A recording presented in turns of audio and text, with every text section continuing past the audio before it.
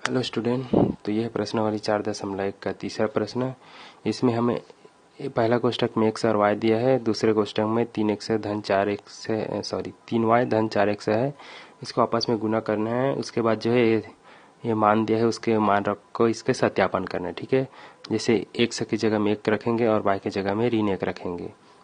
x की जगह में यहाँ 2 रखा था। ठीक है, उसी तरह दूसरा मान दिया है, x की जगह में 1 रखना है, y की जगह में 0 रखना है। तो चलिए इसको किस तरह से हल करते हैं बता देते हैं।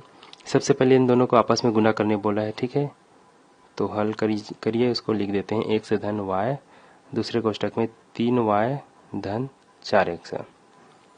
ठीक है, इसको आपस में गुना करते हैं। तो इसको आपस में ऐसे गुना करेंगे तो क्या हो जाएगा, देखिए पहले x को रखेंगे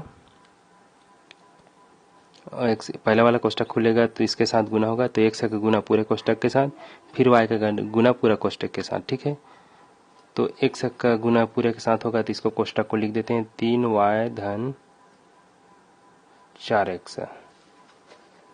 ठीक है,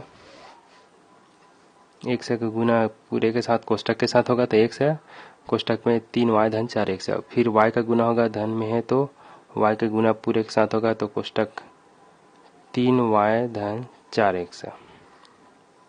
ठीक है, हो गया। ये लेफ्ट है, ये राइट है। ठीक है, तो अब इतने को हल करते हैं। चलिए देखिए, x का गुना 3y के साथ होगा तो 3x और y हो जाएगा। ठीक है, x का गुना 3x x का गुना 3 और y के साथ हो रहा है तो 3 का 3, x का x, y का y। ठीक है, फिर x का गुना 4x के साथ होगा, यानी कि x का गुना 4x। ऐसे लिखना चाहो तो लिख दो, अभी डायरेक्ट लिखोगे तो x और x का गुना x की घात 2 हो जाएगा। ठीक है, बाद में कर लेंगे। अब फिर y का गुना 3y के साथ होगा तो 3, पहले y को लिख देते हैं। चलिए, आप लोग को जितना सरल हो सके उतने सरल विधि से समझाएंगे, तो y को y लिख दीजिए और 3y को 3y लिख देते हैं। ठीक है, फिर y का गुना 4x के साथ होगा तो y गुना 4x। ठीक है, समझ आ गया। ये 3x y तो वही रहेगा। देखिए ये क्या होगा, 4 का 4, x का गुना x से होगा तो x के घात 2। फिर यहाँ पर देखिए 3 का 3 हो जाएगा, y का गुना y से तो y का वर्ग हो जाएगा।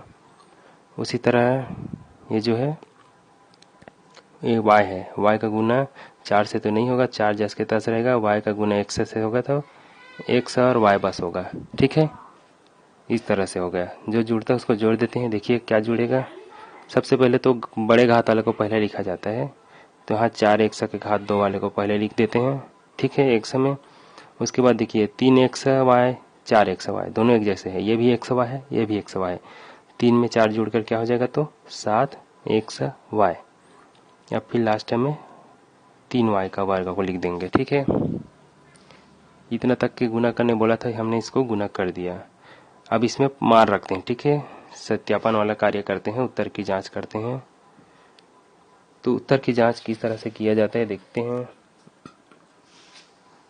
वहां पर ऐसे लिख देंगे जांच, इस पार को बायां पक्ष बोलेंगे, यहां से करते हैं। ठीक है, इस पार को बायां पक्ष और बराबर की इस पार दायां पक्ष है, तो हम बायां पक्ष की जांच करते हैं।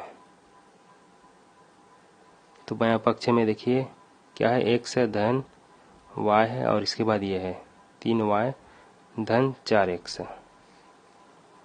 ठीक, इसमें हम पहला वाला मान रखते हैं, x बराबर 2 रखते हैं। ठीक है, पहला से जो दिया गया है, तो पहला में क्या दिया है, x बराबर 2 है, तो x बराबर 2 रखेंगे तो यहाँ क्या हो जाएगा 2, और y की जगह हम क्या रखा है, ऋण 1 रखा है, तो यहाँ पर ऋण 1 रखेंगे। फिर दूसरे कोष्टक में 3y, y की जगह हम क्या है, ऋण 1 है, तो यहाँ पर 3 का गुना जो है ऋण 1 से होगा ऐसे, तो इसको बड़ा कोष्टक बना देते हैं। ठीक है, इस तरह से 3 का गुना ऋण 1 से होगा, क्योंकि y की जगह में ऋण है तो ऋण 1 है। ठीक है, फिर धन चिन्ह, यहाँ पर 4 है, एक से जगह हम क्या रखना है, 2 रखना है, गुना 2 बड़ा कोष्टक। चलिए देखते हैं, 2 में 1 घटाएंगे तो 1 आएगा। अब 1 के लिए कोष्टक रखने की कोई जरूरत नहीं है, अकेला हो गया है। 3 का गुना ऋण 1 से होगा तो ऋण 3 हो जाएगा, 4 का गुना 2 से होगा तो 4 दूनी 8 हो जाएगा, धन का चिन्ह। ठीक है, ये गुना है, बिंदु लगा दिया था मैं। ठीक है, अब देखिए क्या आता है, इसको 1 का गुना इससे करने का कोई मतलब नहीं है। अब सीधा से ये समझो कि 8 में 3 घटा रहे हैं, क्योंकि 8 जो है धन है और 3 जो है ऋण है, तो 8 में धन ऋण का घटाना होगा, तो 8 में 3 घटाएंगे तो 5 आएगा। ठीक है, और 1 का गुना करने की कोई ज़रूरत नहीं है, 1 का गुना करेंगे तो उतना ही आता है। तो हमारा जो बायां पक्ष है, बायां पक्ष को क्या बोलते हैं, left hand side. Left hand side जो है 5 आया है। ठीक है, अब हम इसका दायां पक्ष लेते हैं। दायां पक्ष, दायां पक्ष मतलब ये वाला पक्ष है। ठीक है, इसको दायां पक्ष बोलते हैं। तो इसमें अब रखेंगे मान, क्या है, 4x का वर्ग है, फिर धन 7x y है, और फिर धन 3y का वर्ग है। इसमें मान रखेंगे, क्या रखेंगे, इसमें भी ऐसे लिख देंगे, x बराबर 2 है और y बराबर ऋण 1 है। ठीक है, इसका मान रखें यहाँ पर। पहला प्रश्न के अनुसार से देखिए, ये प्रश्न हमें दिया था, यहाँ पर x की जगह में 2 और y की जगह में ऋण 1, तो उसी तरह रखना है x की जगह में 2। तो यहाँ x की जगह में 2 रखेंगे तो 4 का 4, x की जगह में 2 रखेंगे तो 2 के घात 2, फिर 7, x की जगह में 2 रखेंगे तो 7 गुना 2, y की जगह में ऋण 1 रखेंगे तो यहाँ पर ऋण 1 ऐसा हो जाएगा, कोष्टक में करेंगे। फिर धन 3 का 3, y की जगह में क्या रखेंगे, ऋण 1 रखेंगे, तो ऋण 1 का घात 2। ठीक है, y का घात 2 है तो ऋण 1 का घात 2 हो जाएगा y की जगह में ऋण 1 रखने पर। अब ये क्या होता है, किसी के ऊपर घात 2 ऐसे हो गया तो इसका मतलब है 5 गुना 5। मान लीजिए यहाँ 3 होता तो ये 3 गुना 3 हो जाता। ठीक है, 3 का घात अगर 4 करते हैं तो 3 का गुना 4 बार होता है, ऐसे 1 2 3 4 बार। ठीक है, जितना घात है उतने बार गुना किया जाता है। तो यहाँ देखिए 2 का घात 2 है, मतलब 2 का घात 2 का मतलब 2 गुना 2, तो 4 ही आएगा, है ना। तो इसके जगह हम क्या रखेंगे, 4 गुना 4 हो जाएगा, ये भी 4 हो जाएगा। और देखिए ये क्या हो जाएगा, 7 दूनी 14 हो जाएगा, और 14 का गुना ऋण 1 से करेंगे तो ये धन जो है ऋण हो जाएगा। धन और ऋण का गुना ऋण, और 7 दूनी 14। ठीक है, उसी तरह देखिए यहाँ पर 1 का घात ऋण 2 है, ऋण 2 है मतलब इसका 2 है गुना जो है 2 बार होगा ऐसे, तो ऋण ऋण का गुना धन और 1 का गुना 1, तो कुल मिला के जो है धन 1 हो जाएगा। ऋण 1 का घात 2 का मतलब धन 1। ठीक है, तो ये जो है धन 1 हो जाएगा, और ये 3 का गुना 1 से कर रहे हैं समझो, तो क्या हो जाएगा, 3 एकम 3 ही हो जाएगा। ठीक है, समझ में आया होगा नहीं, ये 3 है, और ऋण 1 का घात 2 किए तो वो 1 हो गया, तो 3 का गुना 1 से करेंगे 3 एकम 3 ही आएगा।